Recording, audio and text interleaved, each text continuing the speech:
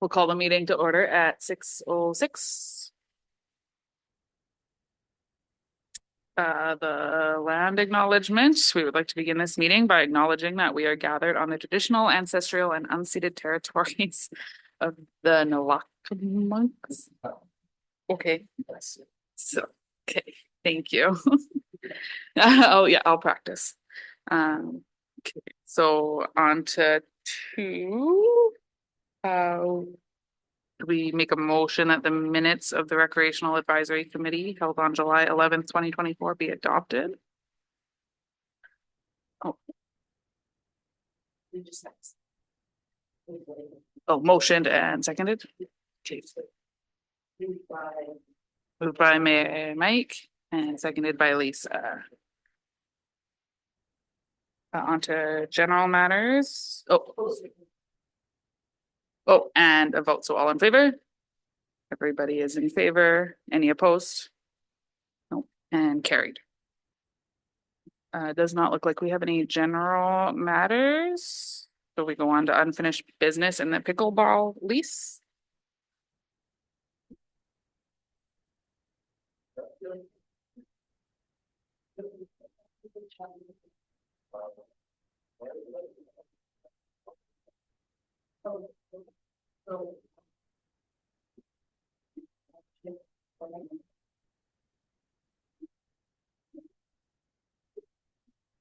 Okay, good.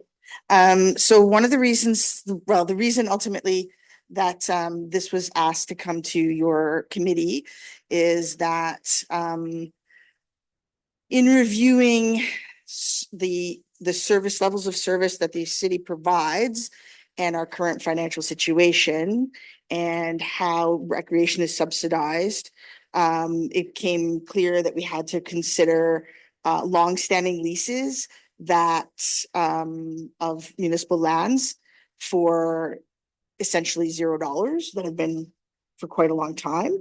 And these programs provide great services and are run by, some of them run by volunteers. But when we're talking about whether or not we can continue to donate to certain groups, this is a place where the policy committee wanted to get some input from this group about how we manage leases like the golf course that are $1 a year and have been since 1960 something or whatever, like for 40 years kind of thing. So, and then same thing with the pickleball and the curling center, in regards to, yeah, what's a fair market lease? What amount should they be contributing to overall recreation, cost recovery? For the community, because obviously if some groups are getting something for little to no dollars, it's hard for us to equitably subsidize other things. So your thoughts and how you might engage the community, other community members in this discussion would be welcome from council.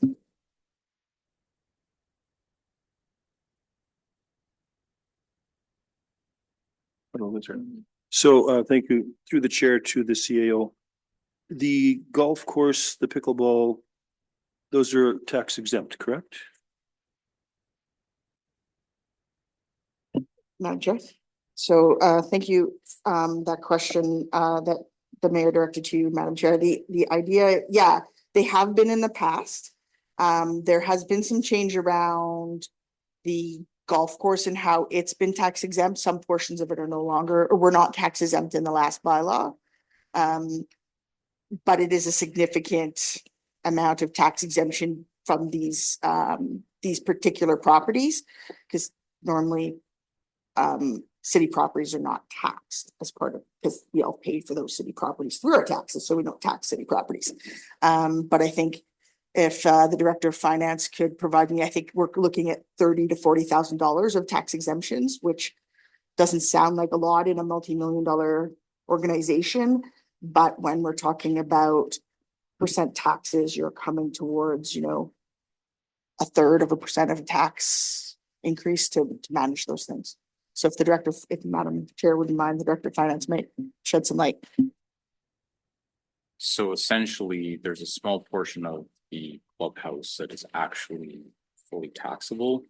when you look at the assessed value for the property as a whole, I think we're essentially taxing 2% of the property, and there's still a heavy, like 98% exemption on it from a value perspective. And that might have portions of Central Park and Rotary Park and things like that included in that, but it's still quite heavily subsidized.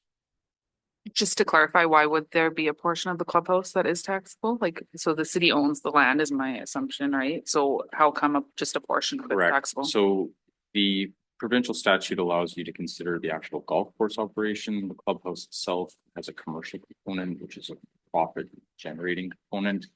So you'll find that in other areas, for example, churches, they get statutory exemption. They may seek exemption for additional property around the church from council. But they may also have other business interests. They may run some sort of housing or other commercial activity on the property. And so there's portions of a property that may not be eligible for exemption. Okay, thank you. It's Mayor Getz. Thank you. So maybe to the CEO through the chair. Now, one of the issues that we run into is we have minor hockey that pays for ice rentals, the arena. They don't get that for $1. And that's where we start to run into the situation. And then when I look at the golf course, I'm aware of what the golf course green fees, trail fees are, and we only charge $1. For myself, I think it's time that we start looking at a certain percentage of year end of what needs to come back to the city. I just don't think $1 cuts it anymore. I mean, that's just my opinion. I think we need to see a little bit more of that, get some return on the investment and a return on what happens there, because it's very hard to tell families that have kids in minor hockey, you're paying the full thing. While the people at the golf course are only paying $1. It's a tough goal. So it's something we need to think about as we move on, is do we run and move down that trail? I would like to know what the family price for golf membership is as an adult membership. I'd like to see what the memberships are and what the actual amount of people who actually had memberships, so we can start to see what that price looks like. Because if we're talking $20,000, $30,000, $40,000, $50,000 and we're only charging $1, to me, it doesn't seem fair anymore. Minor hockey, I know, is becoming expensive. Josh, you can attest to the fact that every year, I'm sure equipment goes up by a certain percentage. And yet we're asking minor hockey to pay their full share, while another group, and this is where we have to have this conversation. That's why I'm glad the Rec Commission is here, because we need to start looking at the fairness of our recreation facilities. And I'm assuming softball and everything else also pays for the fees on the fields. So I'm just wondering, and I'm throwing out the bone here that I think we need to delve a little deeper into $1 or $0 as we move forward. See you. Madam Chair, I appreciate the comments from the mayor. And you know, that's where kind of council is at this moment, is figuring out where we can cost recover some things. So with recreation, the ideal is that we're never going to cost recover on recreation, like ever. However, you know, a good goal is to cost recover 25 to 30%. I know our CFO would like to cost recover more than that, because recreation is expensive. However, and you'll hear me say this in council, no water, no sewer, no town, no recreation, no community, right? It's a different thing. It's not part of, when municipalities were developed, it wasn't considered part of their core services. It's not considered part of our core services. It's not necessarily funded by the provincial government in any way. But it's what draws people to a community is good recreation. It brings that sense of community. It helps with mental health. It helps our children grow up more healthy, and get, you know, better lifestyles. I'm a parent of 3 very, very active kids. And you know, how do you continue to pay for those things? And we have to find a way to make sure that burdens are carried equitably. So not equally, but equitably. So if you're an adult, one might expect that you pay more for recreation than a child does, right? So if you're adult hockey, one would think maybe you carry a higher burden for recreation fees than youth hockey does. Maybe So what the mayor's talking about, you know, we have a lease for $1 plus they're getting tax exempt. That's a significant subsidy by the municipality. Very significant subsidy by the municipality. That's, you know, I don't even want to fathom what that is in regards to what the lease should be. You know, when we look at leasing land now, we have to look at leasing it at market rate. And so we've had some lands that we've gone out and got assessed, that would be commercial or light industrial lands. And I think if we look at assessing the value of land that we have our recreational facilities on, we would not find it to be cheap if we were going to, you know, look at market value for leasing it or renting it. So I think it's essential that council be informed about some of these costs. And I think what council's hoping to get, as the mayor has alluded, is that what is the direction we should be taking this? Should we be reviewing these leases? Should we be canceling some of these leases and negotiating more equitable leases at this time? You know, we talk about municipalities in the 70s and 80s were flush. There's money. Let's spend it. Let's build things. Let's make it beautiful. And the federal government turned over a lot of stuff that they built with no operating dollars, no long-term capital replacement dollars. So we have critical infrastructure that is going to fail without significant, investment. But we also have recreational infrastructure that can't really continue to afford at rates from 10, 20, 30 years ago.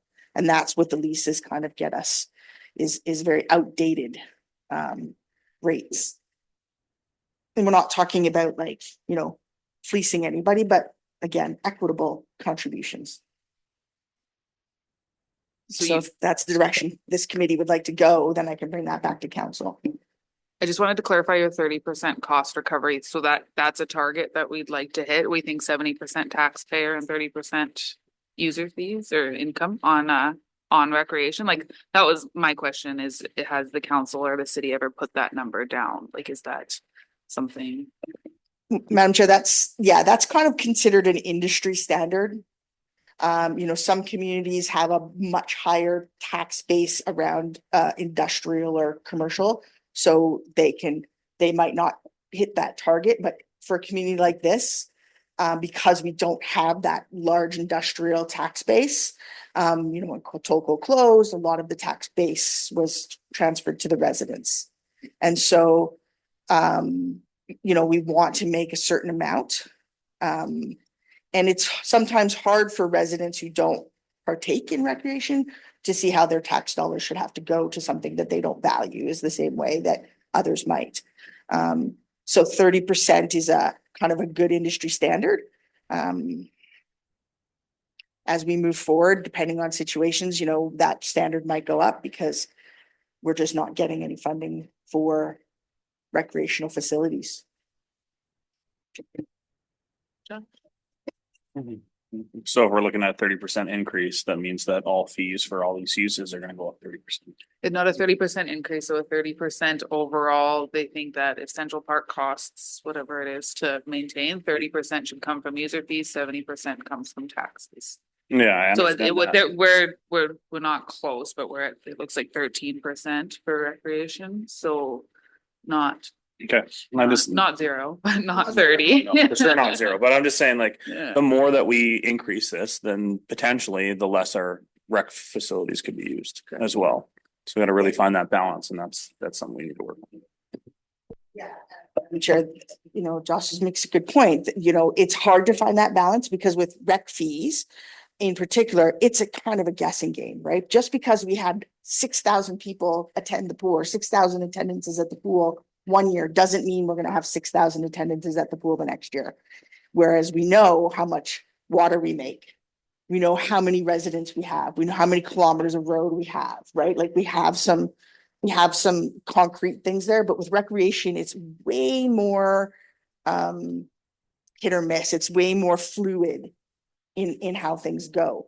We could have a really great rec season because we have somebody move to the community who offers a few different courses that we've never done before, and good turnout, we get great fees, but then they move and we don't have that again. Right.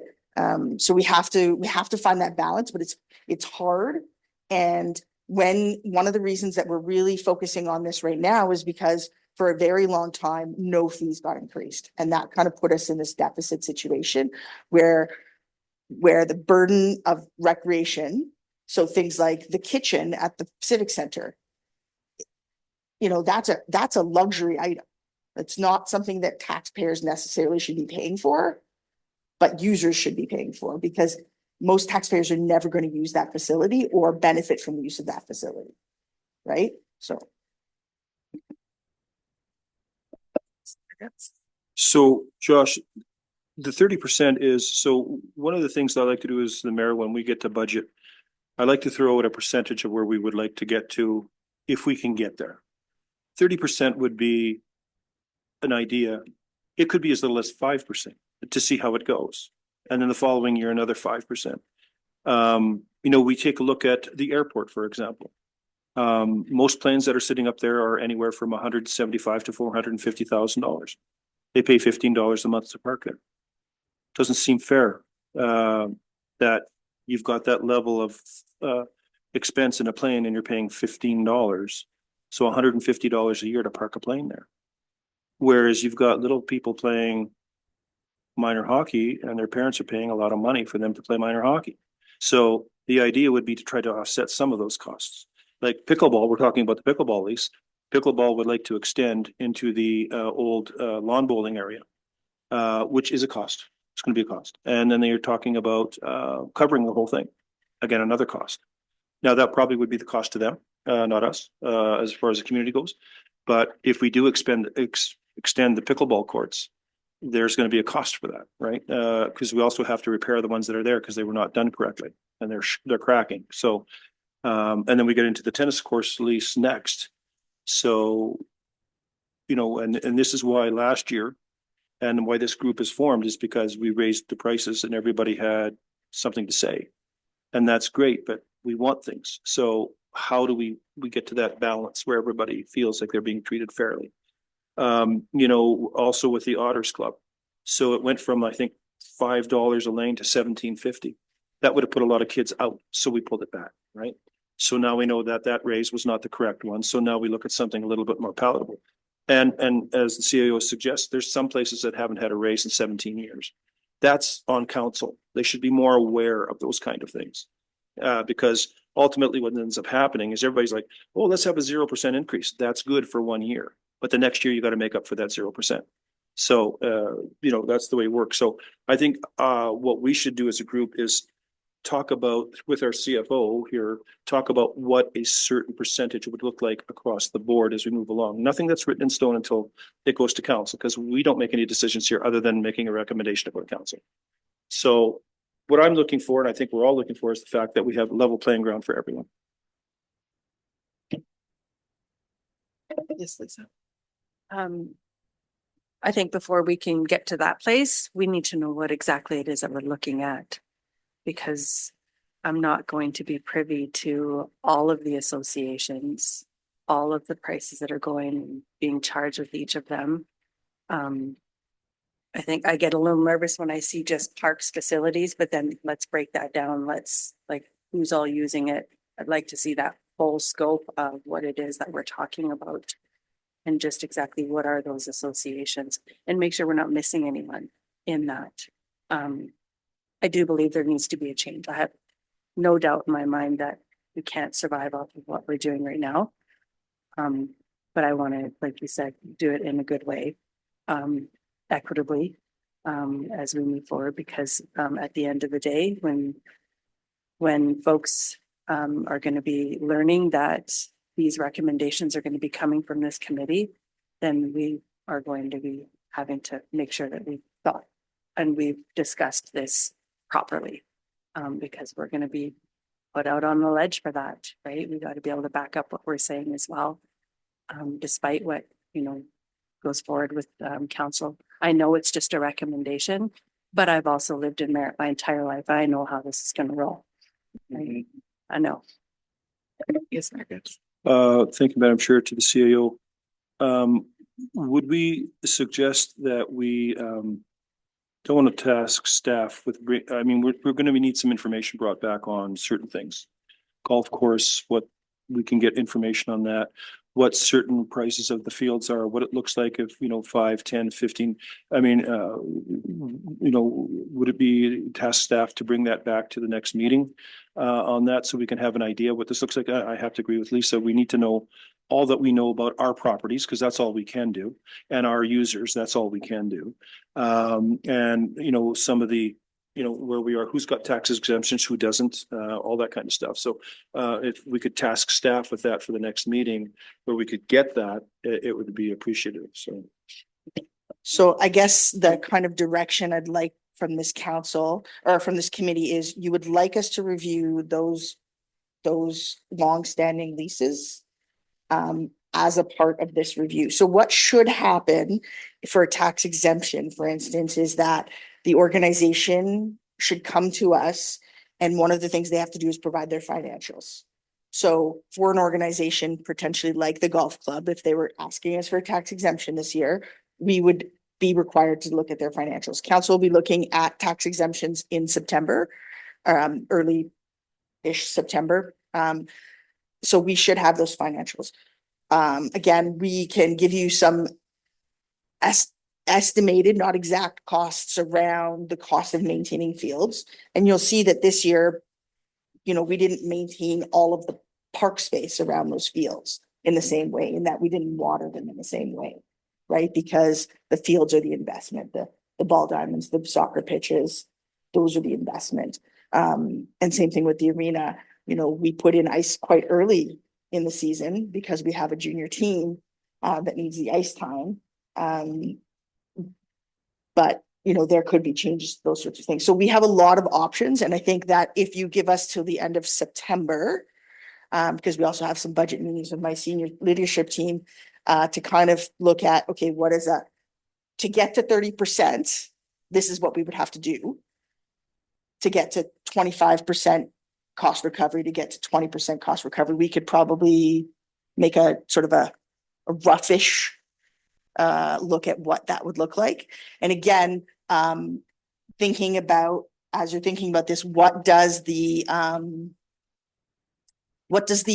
division of burden look like, right? Adults versus children versus seniors versus outdoor activities versus indoor activities. How do you burden those things?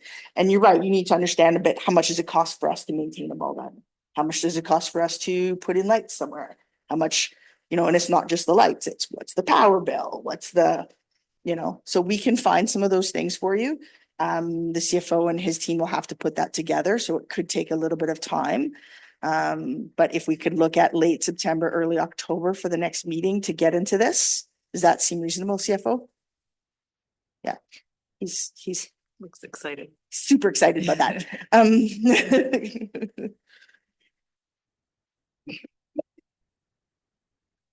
3, on average for the entire recreation portfolio, we were 17%. So you can basically notionally assume that everything would really have to double in 2023 levels just to get to 30%. So use that as a guide without maybe having all of the details or specifics, but that's the level of subsidization that's coming out of the taxation base today. Now you've got a little bit coming from the TNRD in terms of some grants that gets you into the low 20s, but there's still a huge chunk coming out of your taxation base.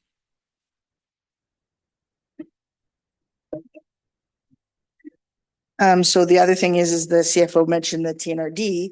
That agreement is quite old and something that we would like to also review this year to ensure that the TNRD's contribution to our facilities, because we do have people from the TNRD tax base that use our facilities on a regular basis. So we want to make sure that that is not a very outdated use, right? Or outdated agreement. It is. It's from from around when the pool was built, right? So stated. I'm whether we're going to be skipping ahead or not, by this note, the lease agreements, the two that you have in here, they're quite different. Do you have a set lease agreement that you're planning on applying properly? Because there was quite a variation between the two that we saw in these ones. Yeah, you're going to see that from time to time in regards to changes to one, legal requirements. So when we update leases, we have to update any, case law that's come in and legal language that is appropriate, but sometimes you'll see fairly significant changes from administration to administration. So we do have a set lease that we're working on for a few things. And we want to have a template of format that we use so that anything that we have is going to be from that set. And everybody's going to, again, those clauses and those requirements are going to be equitable amongst the lessees. But yeah, and I know that there are only two on here, but ultimately it's pickleball, it's tennis, it's the golf course, and it's the curling club. Yes, Margaret. So, thank you, Madam Chair, to the CEO. Do you need a recommendation for us to go ahead with this, what we're asking for the overview? I'd like to make a recommendation on what Cynthia said. Yeah. We have to do Linda's something. great. Okay. Oh, Lisa seconds. Oh, and all in favor? Any opposed? Perfect. I had just one question. I'm not sure if anybody can answer it. Is there a reason of who gets a lease and who gets user fees? Like I'm wondering why ball doesn't get a lease, right? Yes. Users would get a lease. Okay, Other than the Sents have a lease, but that's a different altogether thing. They're required to have a lease by their league for use of the facility, but usually it's sole user groups for a facility. and then Lisa? So on a couple of those, on the lease that I was reading, there was that.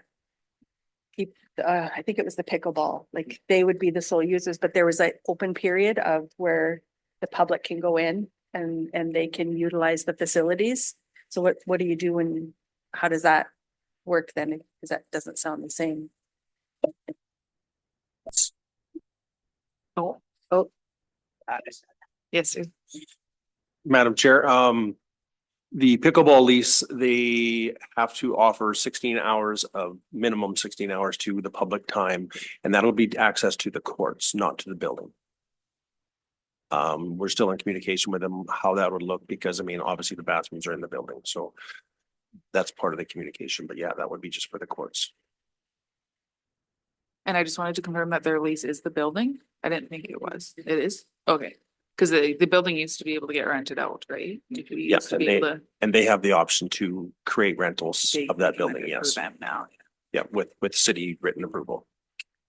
And I think it's also really important to remember that these are public spaces that are being paid mostly by the public. So I know that one of the counselors on our policy committee, Councillor Charney, was very concerned about having adequate public access to publicly funded facilities. So is 16 hours a week sufficient for and I don't know, just saying, is it sufficient for a facility that maybe the club uses also for 16 hours a week? I don't know how much they're there, but we've got to make sure that this is a publicly, if the golf course went private and you couldn't buy a day pass, that would be a very different sort of situation, then it becomes less of a public facility, right? So we have to make sure that public facilities are available to the public when the public pays for the creation of those facilities. I think, and also that, if just speaking on behalf of the pickleball club, the lease that they've set up, they translate the costs for people to use the facilities if they would so choose to rent them. I think they charge $25 an hour to rent the facility or whatever their lease agreement is, so I think that's translated back to the public too, for people who do want to use it. So again, that's the thing, is that we start raising lease prices, then every cost goes up for our public use. Not saying that our public use is in general, but I'm talking about if you're going to rent the facility to use, right? So I think the translation across is utilized on both sides. I think the other thing we need to think about too is the maintenance and stuff on these properties. I know that the city does a lot of stuff. I'm just using pickleball as an example, but maintaining the grass in the area around there, right? What the pickleball facility has, or the pickleball association has, people who volunteer their time to make sure that the area around our facility looks really well. Of course, Madam Chair, we appreciate those volunteers, but ultimately any repairs and maintenance to any of our publicly owned buildings, unless it says otherwise in the lease, is the responsibility of the town or the city. So if you think about, you know, let's say a tree falls on the roof of the pickleball building, that's our responsibility. Let's say, you know, the dugouts get destroyed by somebody, there's a fire. It's our responsibility to repair those. We have other facilities that are owned by the city or in agreements with other facilities as well in the community that we are responsible for the repair and maintenance. So if the senior center needs to be painted, that's our responsibility, right? So I think many residents don't recognize how much the city has to put into repair and maintenance and planning for capital infrastructure requirements. So daily operations, when you build something, you know, oh, it's going to be $30 million to build that. Yeah. And it's going to be $1 million a year to maintain it, to operate it. Right. So we always have to think about, you know, we can get grants to build things, but we can't get grants to operate things. So we have to be very aware when we build facilities or expand facilities that just burdens the whole system. So if we do more, we need more people, which costs more. So we build more, costs more, need more people, costs more. And I love recreation. So I'm like, it's hard for me, right? To try and be the voice of prudence in this situation. I'm kind of just thinking back to when my parents contributed and other community members, they contributed a lot to a lot of our infrastructure for things that we wanted around Merritt. Bit of that grassroots kind of contribution to building Merritt. It's a little sad to see that we're kind of moving away from that when we have a lot of folks in our community who have like really stood up and just said, hey, like we've got our own business over here and we've got our own business over there and we're willing to like step in and where can we help? And you know, it's really hard to kind of hear that yes, this is the direction that we're going, but I would like to be able to have a conversation around, well, what does that look like if we have community who wants to step up and help, or they have the ability or the manpower or just even the equipment to be able to help. Now, don't get me wrong, liability issues out the yin yang when it comes to things like that. But I would sure hate to kind of just cross that off as we can't look at that anymore. We can't have a conversation to really, that's the best way you can get your community invested in back into the community is having them right there being a part of it, which makes these things really difficult to do when we have, you know, we're making decisions about fees or we're not making decisions, but we're making recommendations about fees and, you know, folks aren't really a part of it or they don't really know about it. They're getting half the story. I think there's just got to be a better way we can get the community invested in this, in the things that we need and talking about that as well. Yeah, Madam Chair. So there's a couple of things there that I think are really important to touch on. One, I think we saw the positivity of the community through the advertisement that Amy's group did with the kids ball. And so one of the things we should be looking at, many communities have this, is a sponsorship and advertising policy. So, you know, if you want to advertise in our rec guide, what does that cost? If you want to if you want the arena named after you, what does that cost? How does that work? Right? You know, most of these places, there are very few big arenas that don't have a big name on them, even in small communities. So the idea would be that we would identify places where we could get sponsorships, where we could do advertising. You know, if we've got screens in facilities, we should be advertising local businesses on those screens, right? You get, you know, a 5-second rotates for 2 weeks through I don't know how much that costs, but there are, I've done a lot of research on this for the community I used to live in. There are like all communities are doing this. So, you know, we talk about benches and trees that we get people who do commemorative things. Doesn't have to be just those. We can do larger sponsorship things. So to that vein, yeah, I think that can change the scenario.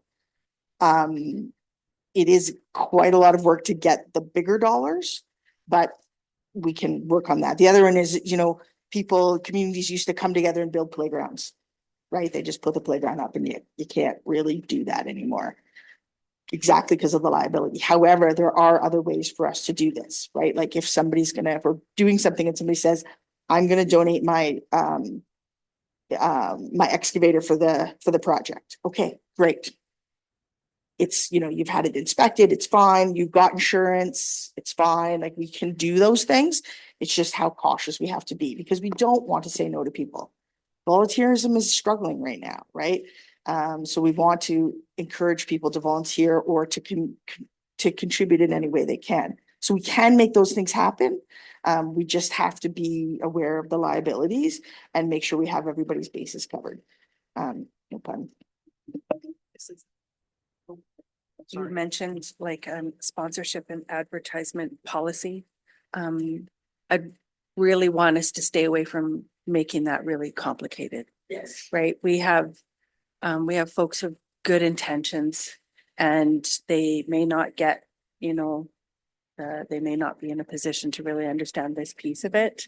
Or the people who go ahead and then there's so many barriers that are put in place. It's really off-putting when, you know, you got good intentions that kind of get slapped down because it's a policy. Like, how do we have those conversations as well, right? Not just about putting it forward, but also someone's may have stepped out a little bit. We need to like kind of reel them back in, and how do we have a good conversation with them so that way we can get back on track in the right way without it feeling like we're punitive all the time. Because I do feel like we get into some places sometimes that are pretty sticky, where from your guys' perspective, I mean, I get it, not implying that it's not, you know, we've got to tread carefully. But I think that we can do it in a good way and it not feel punitive to the people who are really putting their efforts forward. And so finding some balance when we talk about bringing this stuff forward and the recommendations, but also making sure we address like that human side of it and the community side of it, and really making sure that we're bringing that forward just as much as we're putting everything else forward. See. Yeah, so anything policy like that would certainly be coming to this committee for review and discussion. That's an ideal policy for you guys to participate in for us. And I think the burden in something like that lies with us in making sure that we're making it as easy for us as possible to account for any donations that we get, right? Because of our audits and our responsibility to donors and things like that. You know, that gives us the opportunity as we're developing a policy to make sure that we have the tools in place to manage that from a financial perspective.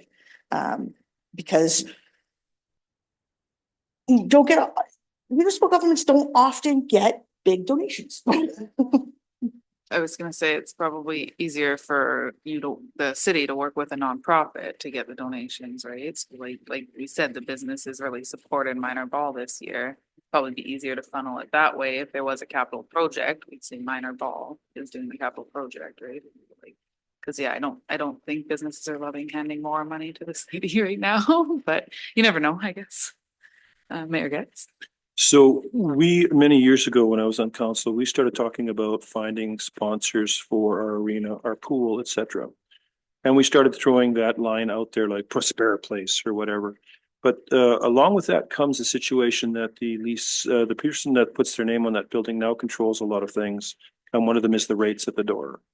That will change. So we have to be careful with that. It still stays a city situation, but the person who's sponsoring it does have some input into how this thing goes. And we found at that time, it was something we didn't really want to move into. We kind of felt it could become draconian very quickly. Classic example is the Canada Games Pool in Kamloops. Once it got that name, suddenly everything went up to $25 to go swim. It went from $6-7 to $25. Now it becomes an elitist situation. So I would say we do have a situation every once in a while where there are people in the community that do leave money to the city. Either they sell their home, they leave a portion. It does happen. Not very often, but it does happen. And another thing that we do is we look for grants, like grants specific for recreation, grants specific for green projects, grants specific for trails. So, if we get a grant that is a hard asset, which means, or soft asset, we can use it for whatever we want. Those are things that we constantly are looking for. So. Randy? Well, I don't know. I think there's a lot of businesses that might not be able to afford to give the money out because the times we live, but that's why they can contribute in other ways of like doing rentals and things like that, where they can say, hey, use my machine and for free, because, there's a lot of businesses that don't want to give them money. They just want to give you the services, or with soccer gas for donations of things. Because it's a lot easier to write those off for your business than giving cash out, right? It's, not a lot of people want to give their cash away. And so there's lots of people that even for personal people to give a donation hard, because it, to make the extra money, it's hard right now with everything. So one of the classic examples of what we're talking about is the trail that Lloyd Charney has been working on. The rail trail that goes up to Dr. McLeod's. Almost everything that's happened there has been donations by groups that were basically standing in line to help with that. Kiosks are all up now. They have all of the new printed info on them. So if you want to have a look at that, maybe walk the trail. But that's where we're finding a lot of people aren't necessarily giving money, but they're giving machinery, they're giving gravel, they're giving the time to cut the weeds. So that really adds to that. So it's out there if it's something that somebody believes in. So it does happen. Yeah, and I think what Brandy's talking about, like, we can give a value for in-kind donations that people could be recognized for. And I'm not sure, tax receipts, that's a whole different ballgame that the director's probably not going to be, doesn't know. Look at that. He's shaking his head at me. But,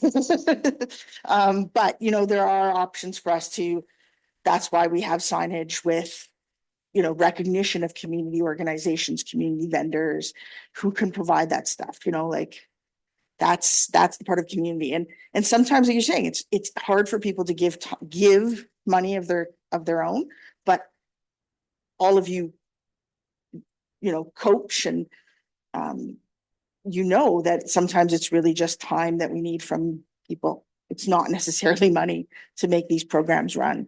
Yes, the facilities can use the money or whatever, but I've lived in some pretty rough places. We can make things happen on less desirable facilities to help people in our communities. We just need people's time.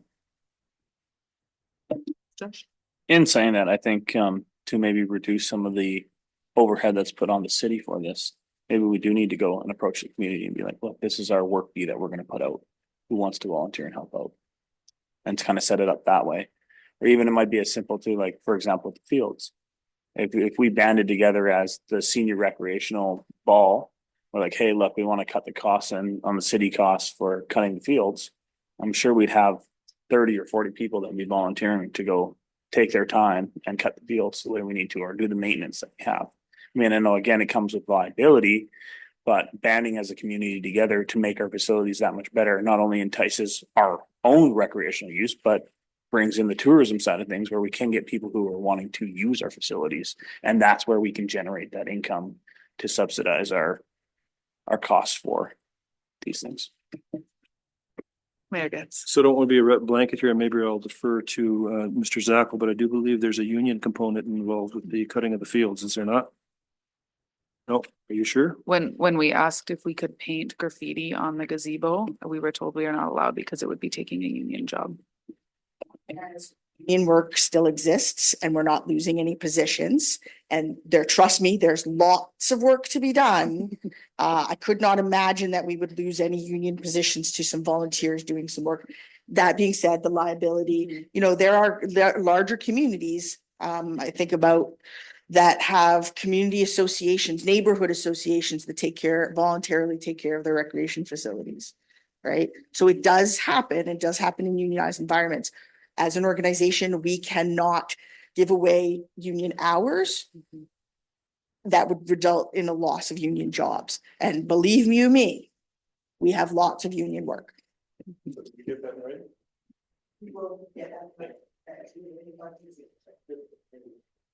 I think Brandy was next. I know like we had to do our own lines this year for soccer because schools didn't have the time to do it, but we had the paint and a machine. They said, okay, go for it. They did the first one and then we did it all to maintain it. And you know, it was a good relationship. They're like, thank you, happy, you know, it's just have to make sure you have that communication and ask, really. And Lisa. Yeah, I think we've had some really good support from even the ball association when it comes to the fields in particular, like going out, digging them up. You know, and I think I would appreciate, you know, making sure that for sure was in writing. And just really, you know, public works is a big part of this conversation as well. And I know that hasn't always been good, positive conversations, a little heated at times, and might need some relationship building in that particular area. But you know, we can do it. We just have to make sure that we have the right people here at the table.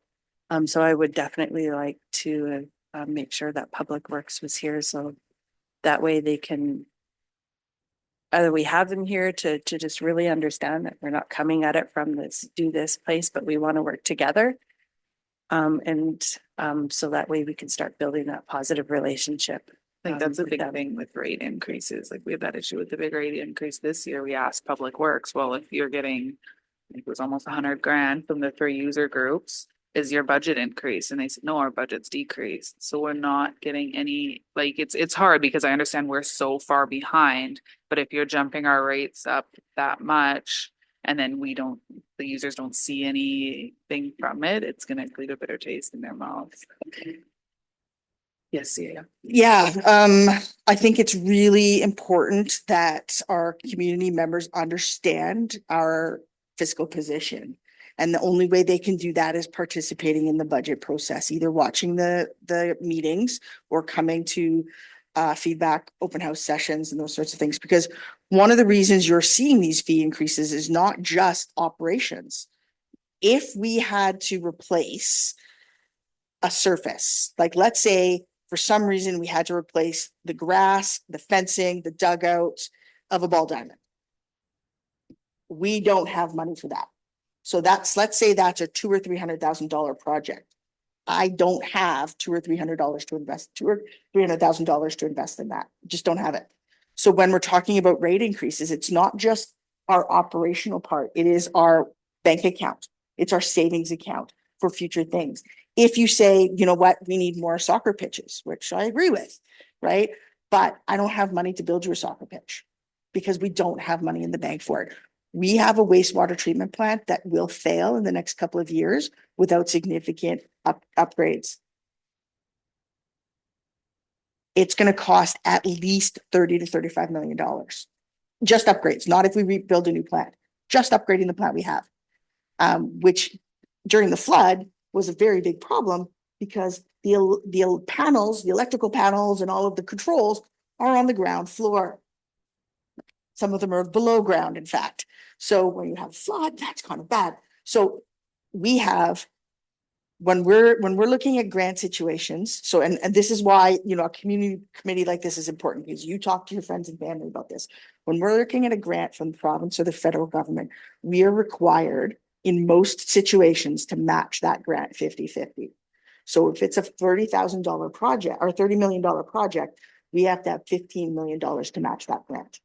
We have about $15 million in the bank for every capital project in this community. So to upgrade our wastewater treatment plant, again, no water, no sewer, no town. We have a wastewater treatment plant failure. Guess what? We're evacuating the entire city. And that is basically the only thing we could do. So potholes, not gonna get done. Nice things that make a community, like soccer pitches.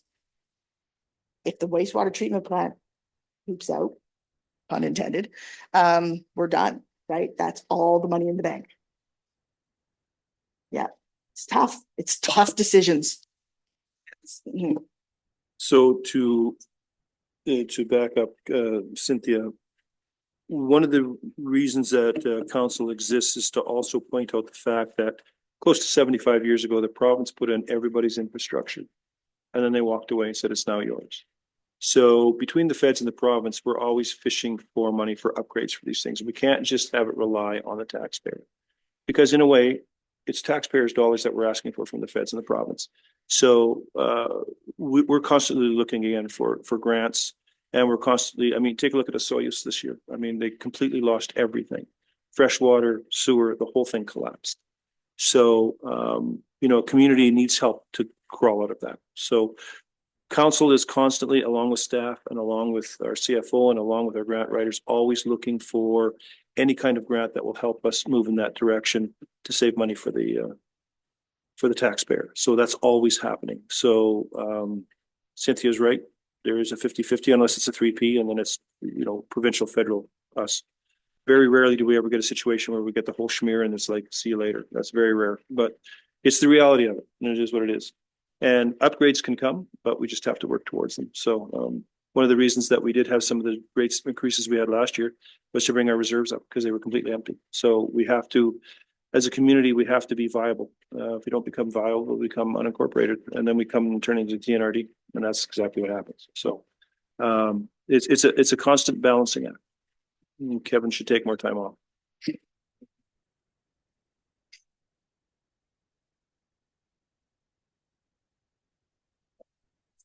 Yeah, so again, I mean, I come from a recreation background. I have an undergraduate in kinesiology. I have worked with school-age children with motor deficiencies for most of my early, not early, because I guess I was a police officer before that, but before I came into municipal organization, I 100% agree with the value, the meaningfulness of recreational facilities, the meaningfulness of arts and cultural facilities. Super important. But we got to have those other things. We have to have water and sewer. We could have gravel roads as long as we have roads, but we have to have water and sewer. And in order to be able to put the money in the bank, we need to retrofit many, many miles or kilometers of underground infrastructure that also needs to be replaced, not just the wastewater treatment plant. And then, right, we didn't get the funding for the dikes. So in order to protect the community, we're going to have to start looking how we're going to invest in that. Right? Because the federal government did not give us any funding for those dikes to finish the dike project. Yeah. The mayor's on the rampage.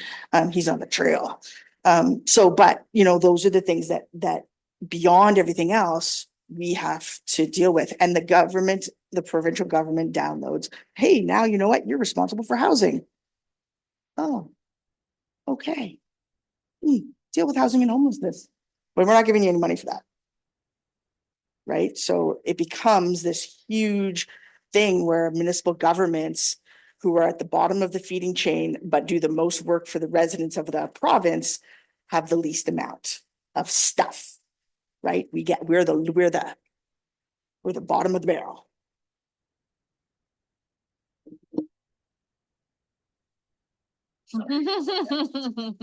So back to pickleball. I got Lisa. It was actually just gonna say, so going back to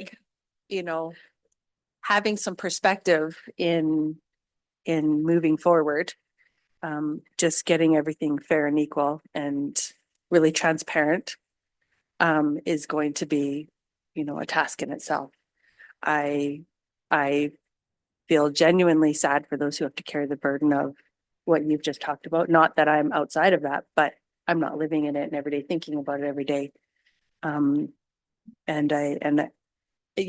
I think we need, right? So I really do. I can appreciate, offering that insight, as dark as that may have been. But I think that, you know, you look at that and you think about fair, equitable, right across the board. You know, I'm pretty sure that most of our community is going to be looking at that in terms, making sure that's what we're moving forward and how we're moving forward with this. So, what does that mean tonight? What is it that we're going to do? We're going to get all the information. I suck at math, Mr. Finance Director, man. So so when you know, you kind of have percentages throwing off, you know, I really I need to see it in front of me in order for me to understand that. And I do apologize how much work that's going to be on your staff or the cities. But just please know I'll really appreciate that and being able to see that in that way. And rather than me trying to mentally think about, you know, the 30 and the 70%. So yeah, what are we gonna do moving forward? Is that where we're gonna go? Josh. In saying that, like I do, that's a huge task all in itself. I do agree. That is a big work order.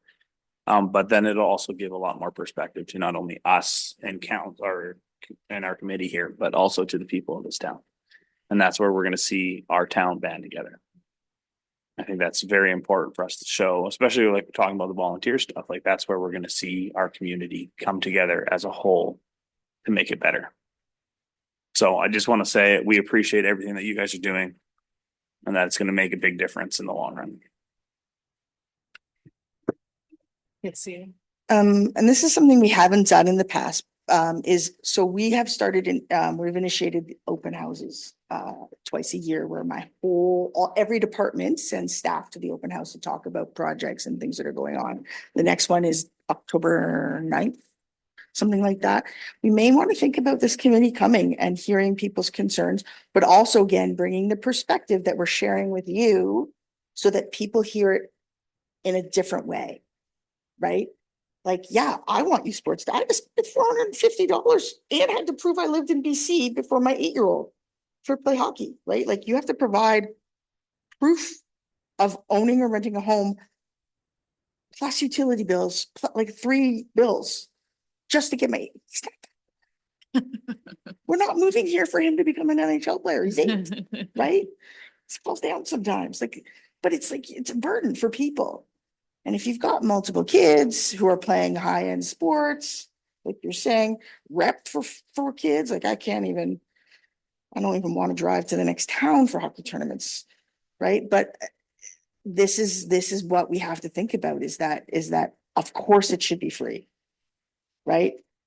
Of course, every kid should get the same education level. Of course, but all of that costs money. We pay school taxes. We pay health taxes. We pay taxes for our hospital, which may or may not be open. You know, so it is a big thing. And for them to hear it kind of from your perspective of like, yeah, I went into this thinking it's all be free, but man, there's a lot of money involved, right? So I think it might be worthwhile having you attend and having a table to kind of talk about these things. So maybe we'll send you an invite for that. Ashlyn, Dave, yeah.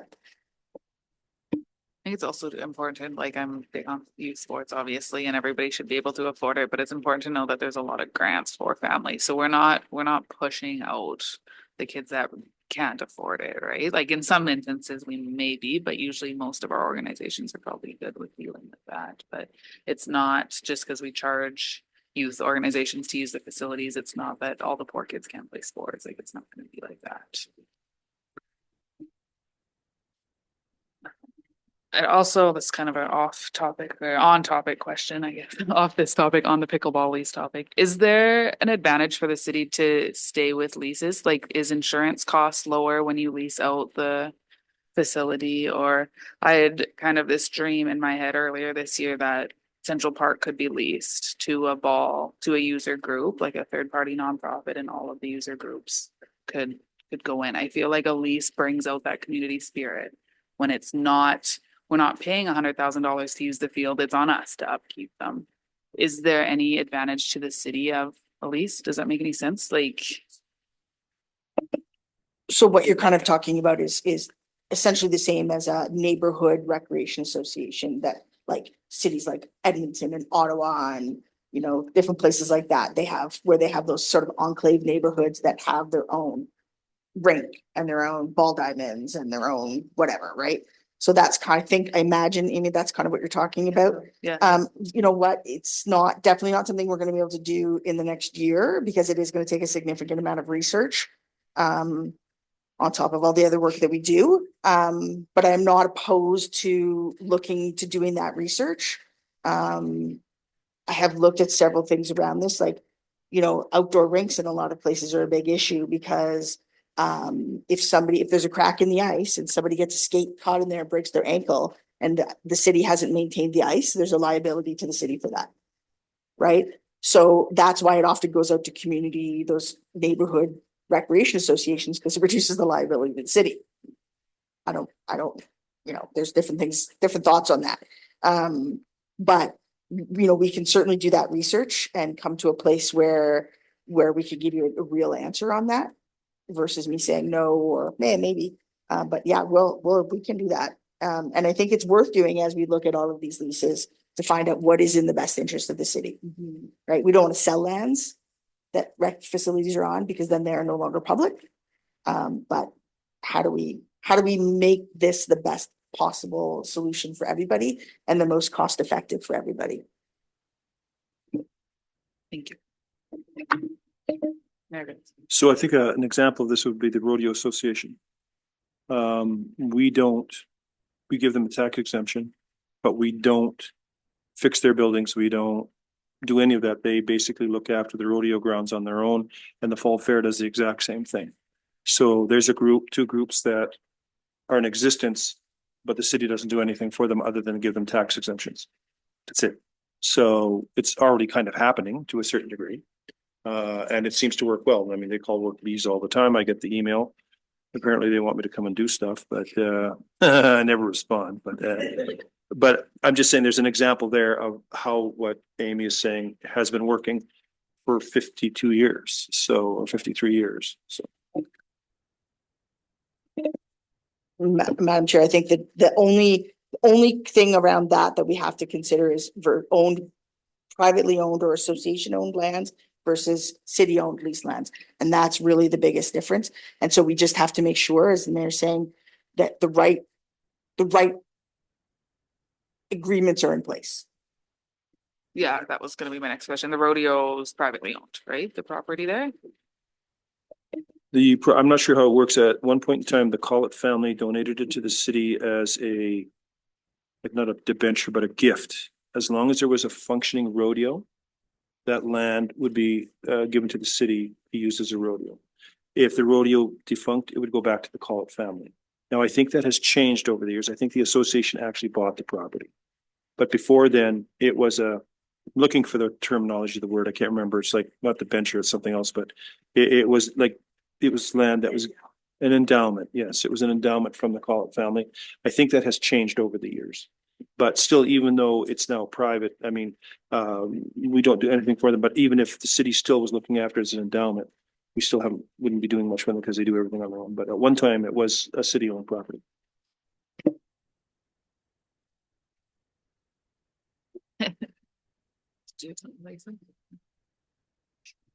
Thinking about the long term of that, of what the viability of that is. And I think just chatted, have a little bit of contact with the rodeo association.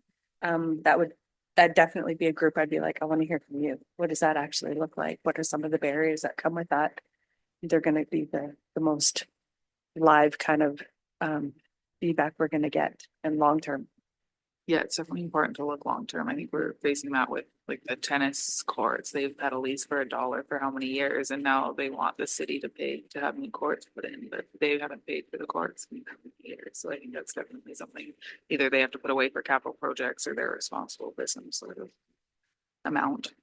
I guess. If the committee wants, I could ask the president of the Rodeo Association to come by and address us on how it works there, what works, what doesn't. I think Peter would be more than happy to come to the next meeting and give us a rundown on how that all looks, if the group so wishes. I think it would be great. I think that's a little premature though. I think we have the next meeting is going to be a big one as it is. But I would definitely would like to hear about that once we kind of get to those.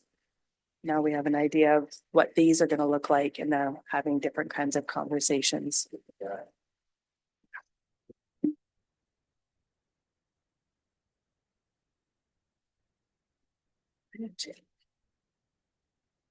Okay, so are we happy with our discussion on the pickleball lease? And I believe it turned into the tennis lease as well, or is there more discussion that needs to happen on that? Leases, yes. That's everything, okay? So we'll move on to new business, to the recreation advisory building costs, so pass it to Dave or Kevin.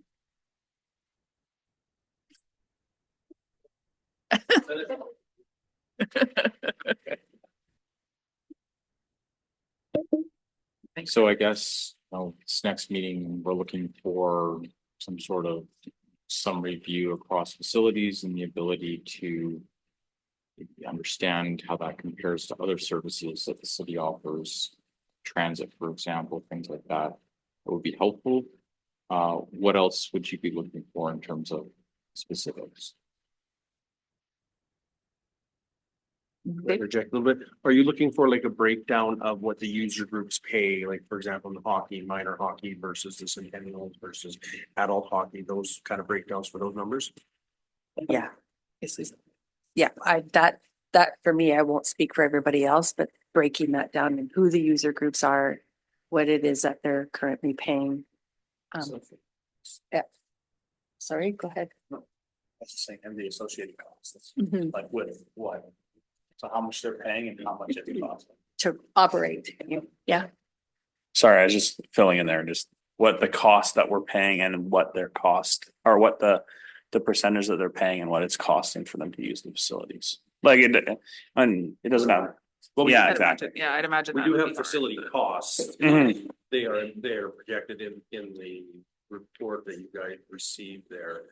The breakdown, for example, if we go to the arena, the revenue is $148,831. We definitely can break that down so you know exactly what group pays what for sure. The concession pays 46 right now, the curling club pays 7,000 for their refrigeration. We got $5,400 from public skating and sponsorship and then the skate rentals we do.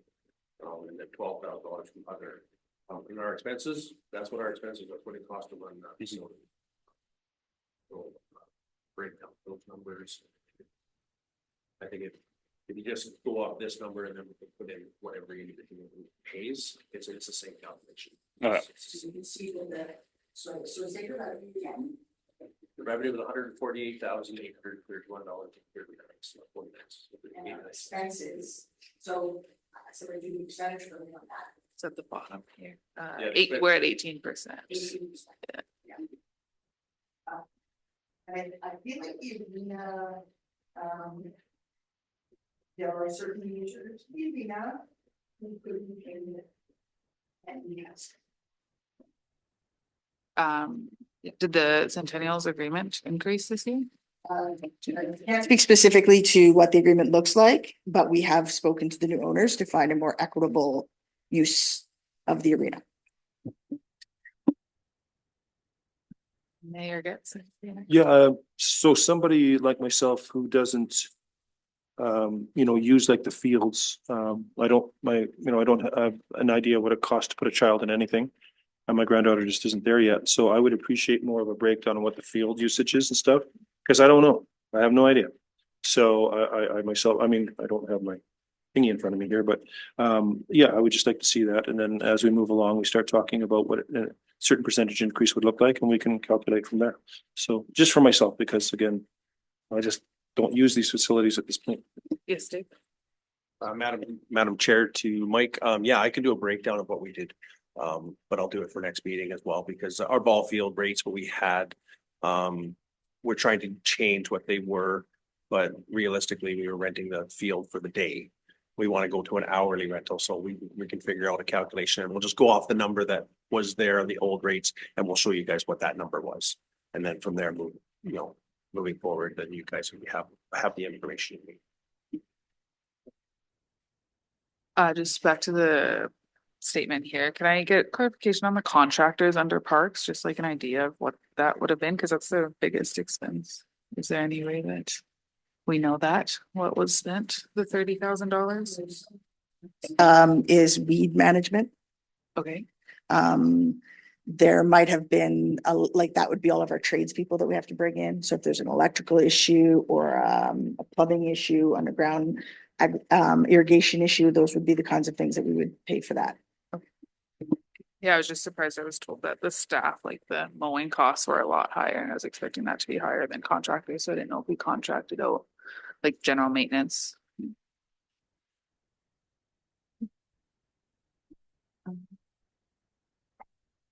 That it for the building cost info, or was there more to say, Dave? Did you have anything?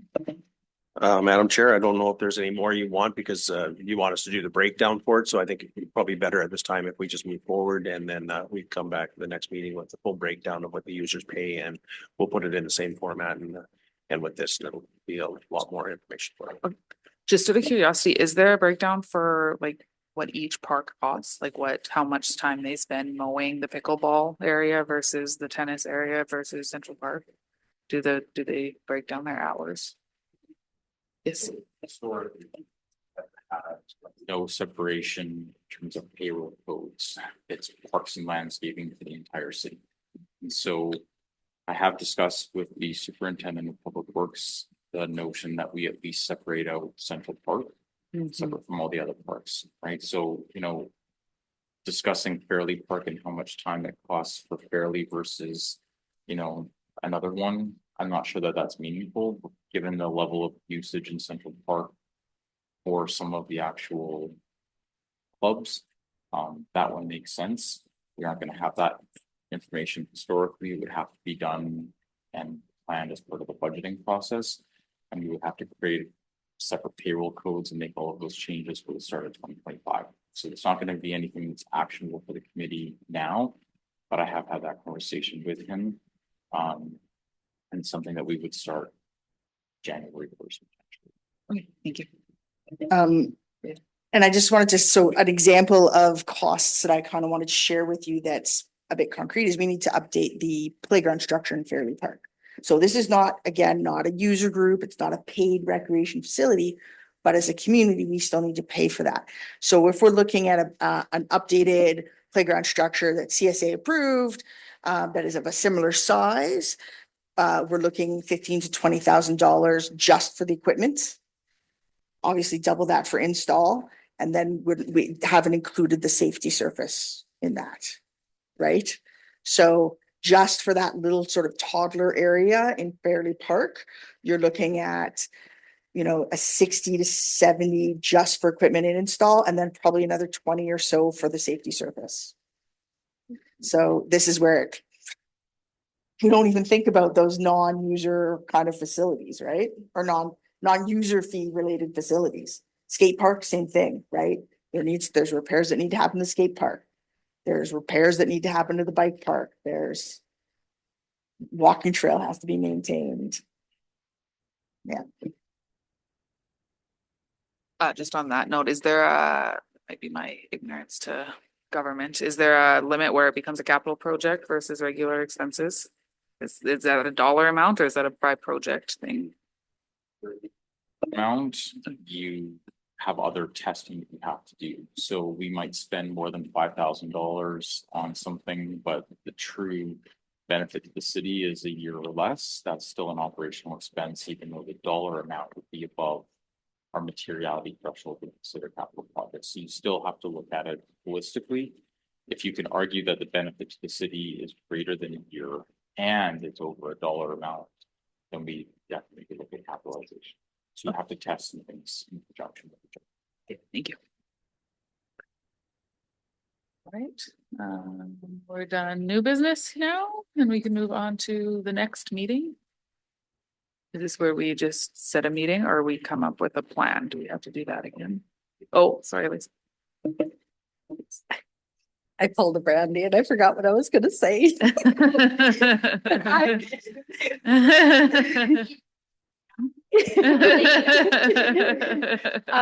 Just for my own purposes, and I get, everybody gets crazy busy, but if we could get the package more than a couple of days before, is that possible? Cause we're gonna have to review it. I'll just need a little bit more time. Is that too much to ask? If I could, I'm gonna respond to that, Madam See Chair, you. if that's okay with you. We would like to. Yeah. However, we do have a minimum that we have to Okay. give it to you, right? Like, we have to give it to you a certain amount of time in advance. However, some of this will be staff dependent and Okay. other priority dependent, right? Okay. Like Kevin and Dave and I will try and get this sort of Yeah. sorted to bring you this information in a way that we think is gonna be consumable for you. But we're also going into the budget cycle. so. fair enough. I can appreciate that. That may or may not happen. Just wanted to throw it out there. If we ever can get to that place where it works out, then great. Appreciate that. Thank you. So for the next meeting here, is this a discussion of the agenda like we did the work plan last time, or that's good? It's just setting a meeting date. Okay. We were doing once a month, right? So, or when did you say that we could maybe have this information? Wondering if for this one, if we can give staff a bit more time, instead of having maybe a September meeting, we have an early October-ish meeting. Mr. Mayor, oh, sorry, Madam, she has a question. So I would say we go October because there's a possibility that we may be going to Ottawa for the Dyke situation and we also have UBCM. Yeah. So that kind of knocks us out for almost 15 to 20 days in September. And then I've got TNRD at some point in there as well. Oh, So, so do I. so I would suggest we probably look in October, Mhm. early October. First or second week of October. Okay, Yeah, we could, well, I mean, I kind of wonder if you want to do it before the open house, so you have a little bit more information. that would be. Is that too fast, Kevin? So I have the tax sale on Monday, October 7th. Right. And I'll have massive amount of paperwork to file shortly thereafter. Right, So my focus for the first part of that week will be the tax sale, and I'm legally required to do all those things. So it's, if we need me here supporting the conversation, I'd rather do it either before that or the week after. okay, well, I think it would have to be the week after, yeah. The week after, because October 3rd, if, I don't know how much work you have to do before that tax sale. The 3rd would bring us before the open house, or the 17th would bring us after. Yeah, I think based on the amount of work that has to happen around the tax sale, pre-tax sale. And then we have our initial budget meetings in September as well. For my senior leadership team, I think it's probably at a point where we're not gonna get it to you before mid October. October 17th. Yeah, so this, no, the 17th.